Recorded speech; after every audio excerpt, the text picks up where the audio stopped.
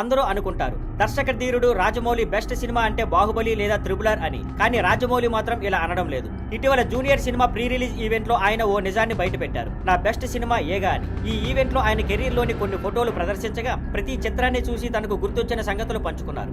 ఏగా గురించి మాట్లాడేటప్పుడు మాత్రం ఆయన చాలా స్పష్టంగా ఇది నా బెస్ట్ వర్క్ అని చెప్పారు. రాజమౌళి ఎందుకు ఏగాను బెస్ట్ అన్నాడు? సాధారణంగా దర్శకులు ఒక ఏగా హీరోగా సినిమా తీయలేరు. కానీ రాజమౌళి దీన్ని ప్రయోగంగా తీసుకొని ఒక యానిమేటెడ్ ఏగతోనే సినిమా తీశారు. సినిమాటిక్ టెక్నాలజీ పరంగా ఏగకి ముందు రాజమౌళి చేసిన ఎక్స్పెరిమెంట్ లేదంటే అబద్ధమే. ఈ సినిమా వల్లే రాజమౌళికి ఇతర భాషల ప్రేక్షకుల మధ్య గుర్తింపు వచ్చింది. దేశవ్యాప్తంగా ఈ సినిమా పెద్ద హిట్ అయింది. సై గురించి ఏమన్నాడంటే సింహాద్రి తర్వాత రాజమౌళిపై ఇతను మాస్ యాక్షన్ సినిమాలు మాత్రమే చేస్తాడు అనే ట్యాగ్ వేశారు. ఆ ట్యాగ్ బ్రేక్ చేయాలనే ఉద్దేశంతో రగ్బీ గేమ్ నేపథ్యంలో సినిమా తీశారు. అదే సై.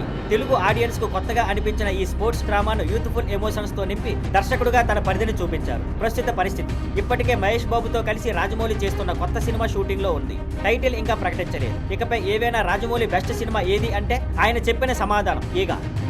Thank you for watching. Please like, share and subscribe.